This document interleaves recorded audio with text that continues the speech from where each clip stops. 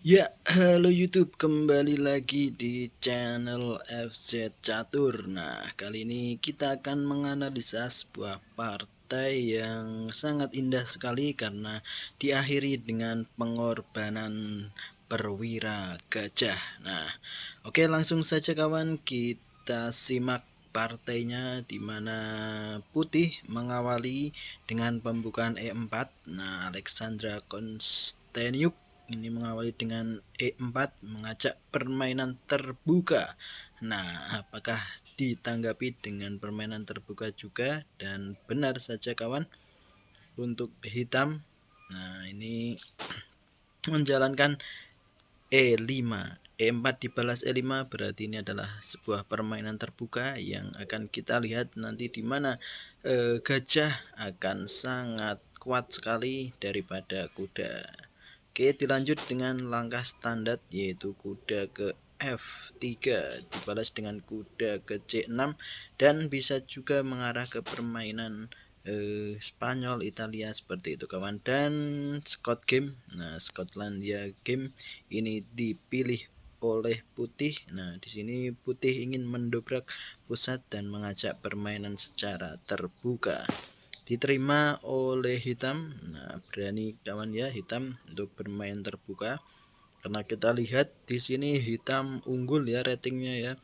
89 dan 88 kawan, meskipun masih IM. Nah, ini masih unggul untuk putih. Nah, oke, dimakan pionnya dengan kuda dan dimainkan kuda ya, dengan permainan dua kuda. Hitam di sini ingin mengajak pertukaran. Karena di sini kita lihat untuk permainan terbuka itu sedikit unggul ketika menggunakan gajah, maka dari itu kudanya ditukar. Nah, mengajak pertukaran dengan kuda. Nah, kuda dihilangkan di petak papan. Nah, di sini bisa kita lihat Scott game variasinya skimit variasi. Nah, untuk kawan-kawan, nah di sini masih 5 langkah, masih fresh dan bisa kalian mainkan untuk variasi skimit, variasi untuk Scott game untuk kalian yang suka menyukai permainan terbuka seperti ini kawan. Nah, dibalas dengan gajah ke D3. Nah, ini untuk menopang pion yang ada di petak tengah. Nah, ini masih langkah standar kawan dan masuk variasi skimit variasi. Jadi untuk kawan-kawan yang ingin bermain Scott game variasi skimit, nah bisa melihat permainan ini bagi putih. Nah, di sini diambil pion di D5. Nah, ini mengajak permainan pusat kawan ya. Nah, di sini terlihat sekilas ancaman putih menuju ke sayap raja. Nah, di sini apabila ditanggapi atau rokade ke petak sisi raja, ini tentunya sangat berbahaya sekali untuk hitam. Nah, di sini dipilih oleh gajah juga menyerang pusat putih dan dibiarkan saja menyerang pion, dan pion diambil dan diambil pula gajah ya, menyerang ya, langkah gajah untuk menyerang sayap raja dari hitam. Nah, di sini kawan-kawan bisa belajar di 10 langkah awal pembukaan. Nah, di sini bisa kalian lihat hitam bermain penuh dengan pertahanan dan menyerang ke sayap raja. Begitu pula juga putih menyerang ke sayap raja. Nah, ini harus kita pertahankan ya untuk serangannya.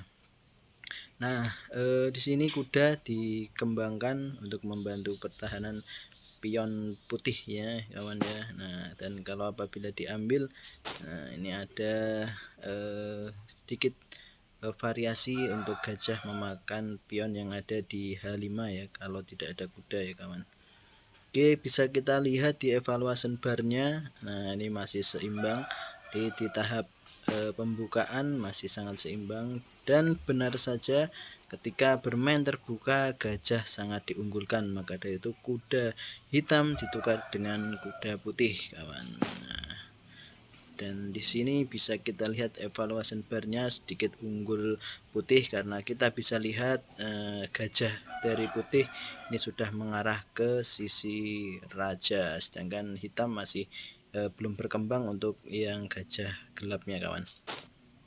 Dan diajak bertukar, nah tentunya ini sangat merugikan untuk hitam sebenarnya ya, karena kalau hitam ini ya serangannya gajah kawan ya, karena permainan terbuka jadi lebih baik gajah. Nah dan di sini untuk meredam permainan dari putih, maka dari itu ingin ditukar gajahnya.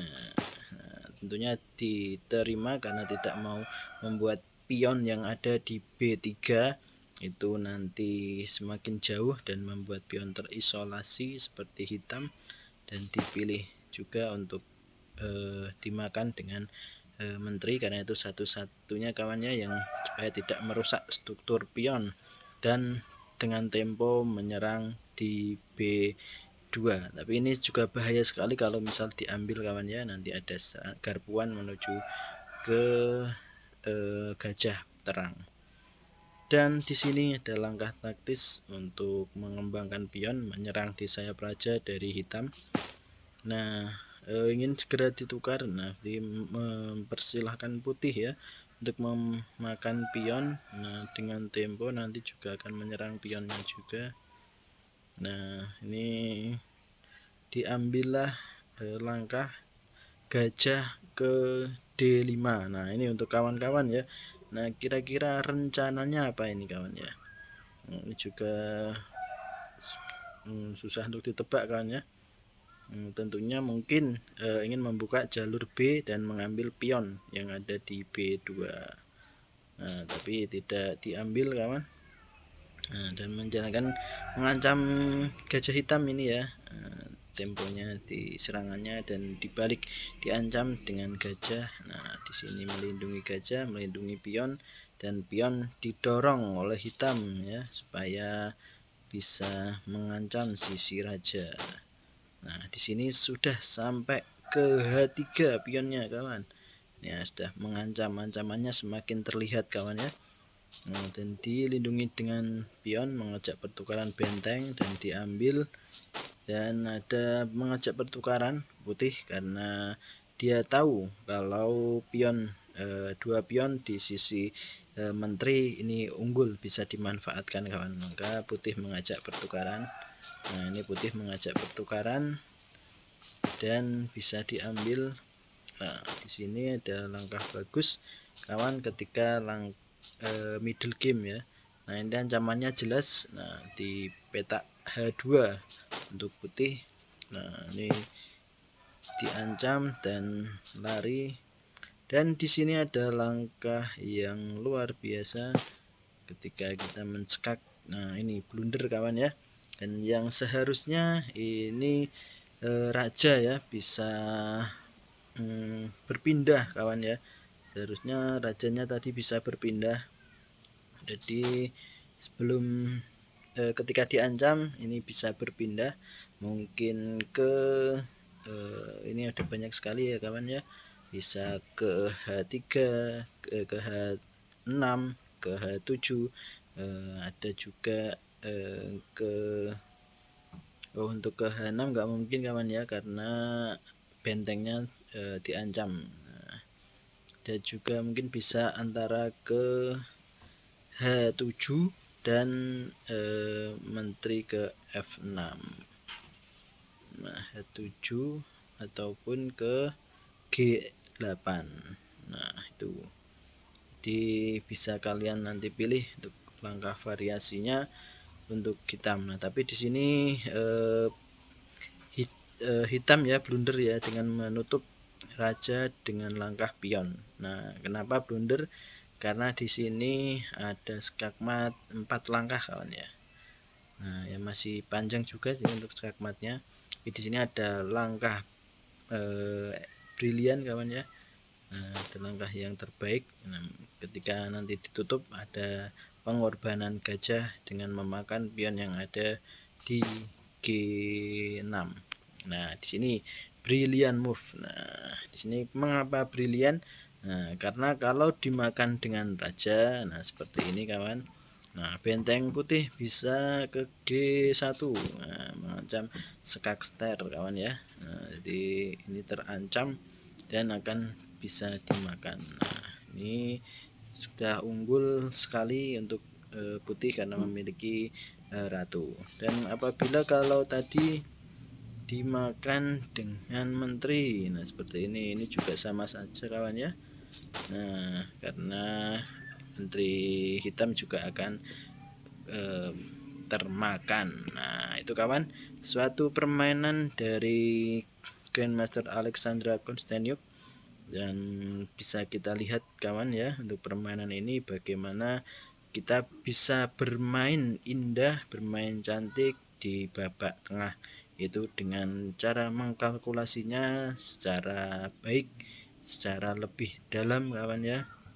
Nah agar kita bisa menang di dalam permainan babak tengah. Nah di sini di kekuatannya ada di babak tengah kawan. Kalau untuk pembukaan saya rasa ini masih seimbang dan bagus semua untuk pembukaannya. Oke, itu saja yang bisa kita simak di partai ini kawan. Semoga menginspirasi teman-teman untuk terus semangat di dalam belajar bermain catur. Oke kawan, salam catur, Gen Una Sumus, kita satu keluarga.